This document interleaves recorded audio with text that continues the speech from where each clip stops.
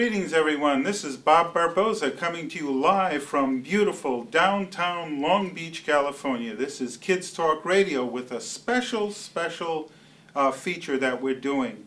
We're going out into the community and we're trying to find those unsung heroes that are working in the background.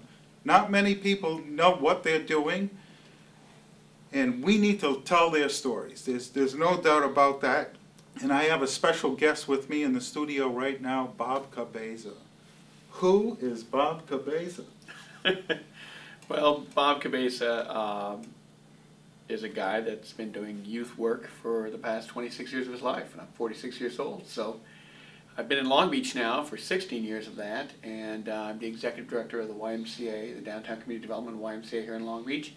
And we run a very unique program where we actually get kids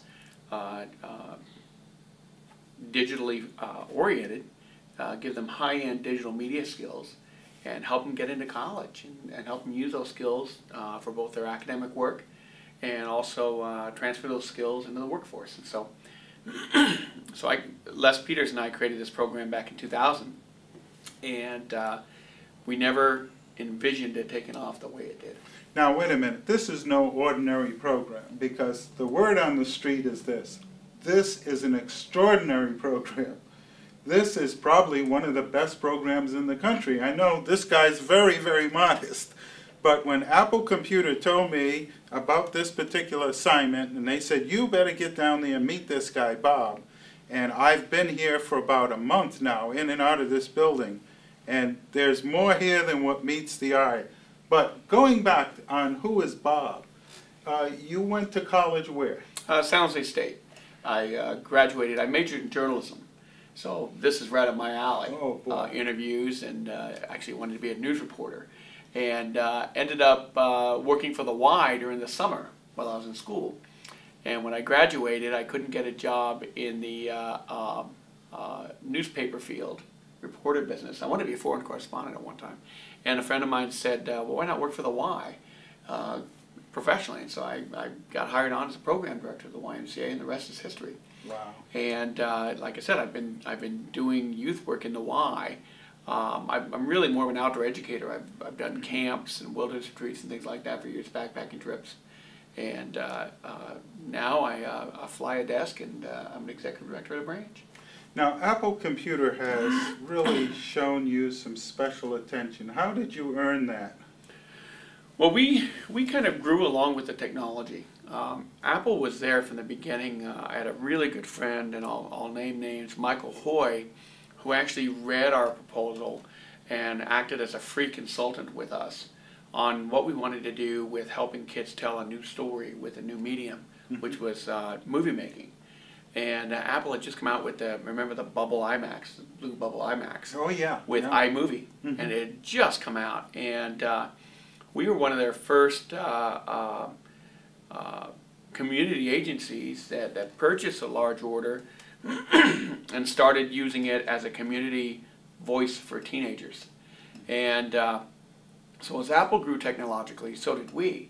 And Apple has allowed us to be the only nonprofit in the country to get the educational discount from Apple.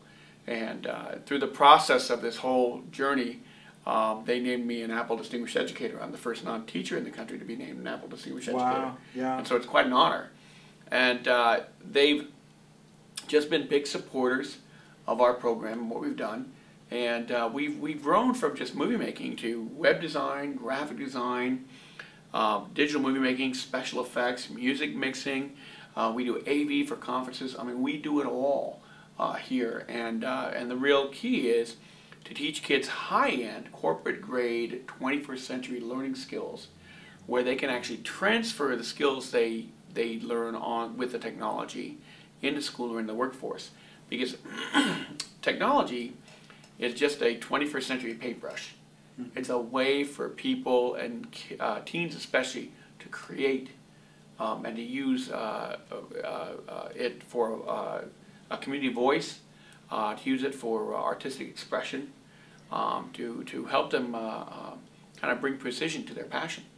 Now, Bob, Why are kids so excited about this? I've been here, around 3 o'clock when kids are coming through the front door, and why are they so excited? Well, we look at our program not as a not as a technology program, but as a youth development program. So we really focus on 5 facets of youth development: relationship building between the staff and the kids, skill building, technology skills that focus on academics and workforce, safety. So many times in our schools today, our high school kids don't feel safe. And we really focus on kids feeling safe here. Community involvement, where they can actually do projects within the community. And youth participation. Our kids they run this place. They're our leaders. And so we have ladders of leadership opportunities for our youth, to where they're not just being led around by the nose, if you will, or given canned curriculum. They're actually able to create what they want to do, and lead activities. Whether it's a haunted house that we do, whether it's a holiday party, whether it's a wilderness retreat, our high school kids take part in all the planning facets of it. They make their own movies. They create their own websites. They have their own social networks, and we train them how to do things responsibly. So many times, adults see adolescence as teenagers as a problem or something to be dealt with, not as an opportunity, not as the new workforce, the next generation that's going to need these skills as they become adults, and we have a responsibility to teach them those kind of skills. So they come in here excited because it's more of an artistic technology environment rather than a rote didactic institutional environment.